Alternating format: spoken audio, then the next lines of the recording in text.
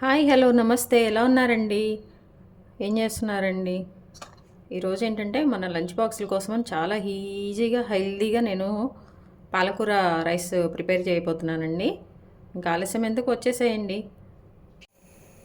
చాలా హెల్తీగా మనము పాలకూర రైస్ ప్రిపేర్ చేసుకోబోతున్నామండి. దానికి ఏంటంటే ఇదిగో ఫ్రెష్గా పాలకూర తీసుకొచ్చాను. ఒక కట్టలో హాఫ్ అండి. ఒక కప్పు రైస్ కోసమని నేను ప్రిపేర్ చేయబోతున్నాను. దానికి ఒక కట్టలో నుంచి ఒక మీడియం కట్టలో నుంచి అందులో హాఫ్ సరిపోతుంది. మన పాలకూరని శుభ్రంగా వాష్ చేసుకోవాలండి. ఇట్లా శుభ్రంగా వాష్ చేసేసుకొని మనము కట్ చేయకముందే మనము వాష్ చేసుకోవాలండి. ఇవన్నీ పాలకూర కాడలన్నీ కూడా ముందు మనం కట్ చేసుకోవాలి. వాష్ చేసుకున్నాక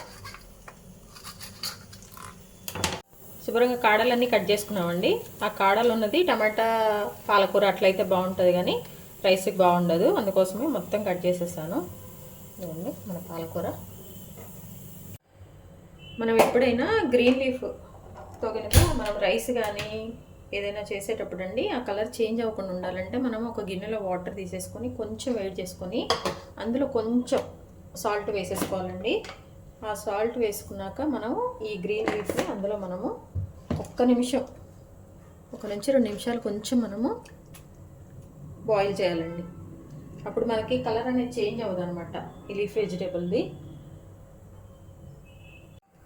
చూసారా, మనము చక్కగా వాటర్లో పెట్టేసుకున్నాం కదండి. దీన్ని ఒక 2 నిమిషాలు మనం బాయిల్ చేయాలి. మనము పాలక్ రైస్ కానీ లేకపోతే పన్నీరు పాలక్ చేసినప్పుడు కలర్ చేంజ్ అవ్వకుండా ఇట్లా మూత పెట్టేసుకోవాలి. ఇదిగోండి ఒక 2 నిమిషాలకి మన లీఫ్ అంతా ఇట్లా అయిపోయింది. దీన్ని ఏంటంటే మనం వెంటనే మళ్ళీ చన్నీళ్ళల్లో ఒక్కసారి డిప్ చేసేసి మనం పక్కన పెట్టేసుకోవాలండి. ఇట్లా చల్లటి నీళ్ళల్లో పెట్టాం కదండి పాలకూర, అది మిక్సీ వేసుకోవాలి. అది ఒక మిక్సీ జార్ చిన్న దానిలో తీసేసుకొని అందులో ఇప్పుడు కొంచెం పసుపు, ఒక 4 పచ్చిమిర్చి అండి, లేకపోతే 3, మీ ఇష్టం. మీరు కారం ఎంత తింటారో అన్ని పచ్చిమిర్చి వేసేసుకోండి. దీన్ని ఇప్పుడు మిక్సీ పట్టుకుందాం. ఇదిగోండి మన పాలకూర మిక్సీ వేసుకున్నాము. చూడండి, మనము పాలక్ రైస్ ప్రిపేర్ చేసుకోబోతున్నామండి.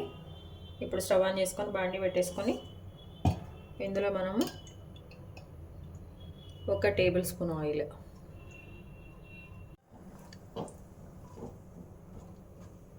ఒక 4 నుంచి 5 జీడిపప్పులండి ఆయిల్లో మంచిగా ఫ్రై చేసుకోవాలి. ఇవి కంపల్సరీ ఏం కాదు, ఉన్న వాళ్ళు వేసుకోండి, లేని వాళ్ళు లేదు, ఆప్షనల్.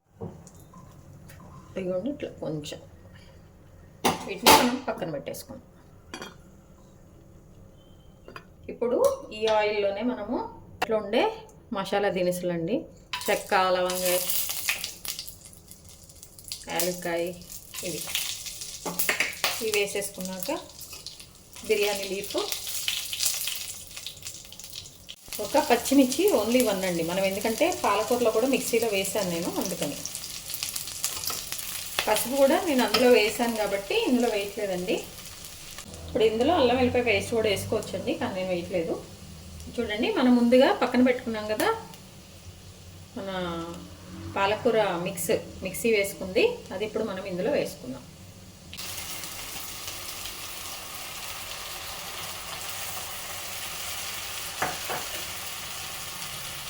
మనం మిక్సీ వేసుకొని పక్కన పెట్టుకున్న పాలకూర ఉంది కదండి, దాన్ని కూడా ఇందులో వేసేసుకొని మంచిగా మనము పచ్చివాసన పోయే వరకు మనము దీన్ని వేయించుకోవాలి ఈ ఆనియన్స్తో పాటు.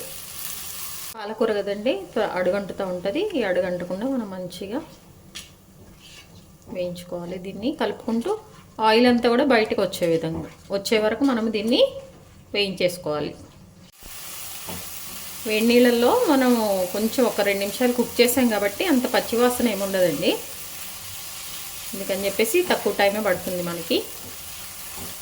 చూసారా, కలర్ అసలు చేంజ్ అవ్వట్లేదు మనం ఆయిల్లో ఫ్రై చేసిన.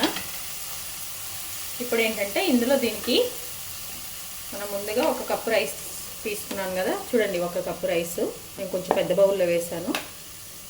1 కప్పు రైసేనండి. ఈ 1 కప్పు రైస్ ఇందులో వేసేసుకోవాలి. వేసుకొని మంచిగా మనము కలిపేసుకోవాలండి. చూసారా కలర్ అనేది అస్సలు చేంజ్ అవ్వలేదు, మంచిగా గ్రీనరీగా ఉంది. అదే మనం డైరెక్ట్గా కనుక ఆకు వేసేసుకొని మిక్సీ వేసుకొని చేసుకుంటండి మనకు బ్లాక్ కలర్ వచ్చేస్తుంది. ఈ టిప్ అందరికీ తెలుసు అనుకుంటా, అయినా చెప్తున్నాను తెలియని వాళ్ళు తెలుసుకుంటారని.